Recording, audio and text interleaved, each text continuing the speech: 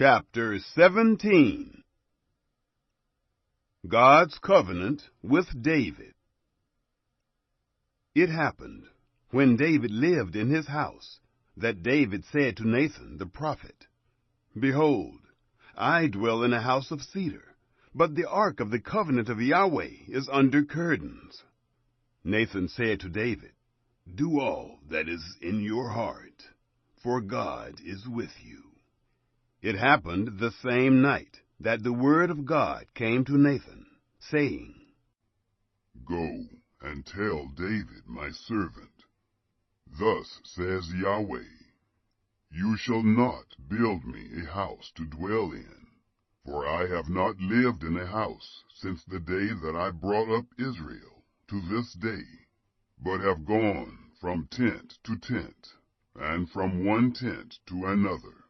In all places in which I have walked with all Israel, did I speak a word with any of the judges of Israel, whom I commanded to be shepherd of my people, saying, Why have you not built me a house of cedar?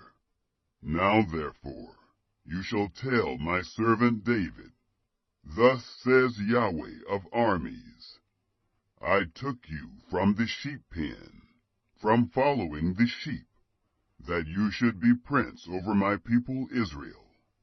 I have been with you wherever you have gone, and have cut off all your enemies from before you. I will make you a name, like the name of the great ones who are in the earth. I will appoint a place for my people Israel, and will plant them, that they may dwell in their own place, and be moved no more. Neither shall the children of wickedness waste them any more, as at the first. And from the day that I commanded judges to be over my people Israel, and I will subdue all your enemies. Moreover, I tell you that Yahweh will build you a house.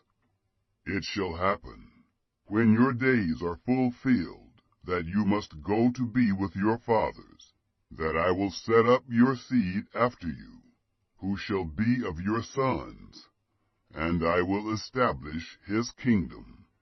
He shall build me a house, and I will establish his throne forever. I will be his father, and he shall be my son. I will not take my loving kindness away from him, as I took it from him that was before you, but I will settle him in my house and in my kingdom forever. His throne shall be established forever. According to all these words, and according to all this vision, so Nathan spoke to David.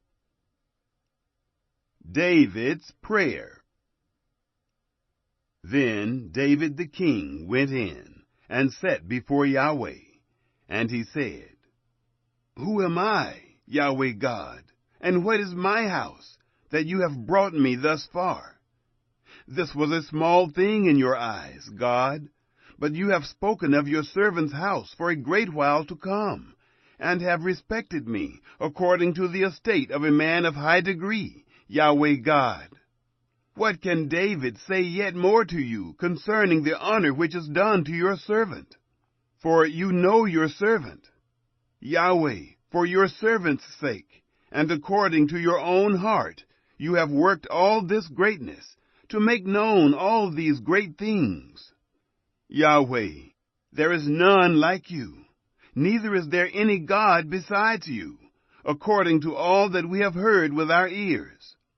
What one nation in the earth is like your people Israel, whom God went to redeem to himself for a people, to make you a name by great and awesome things, in driving out nations from before your people, whom you redeem out of Egypt?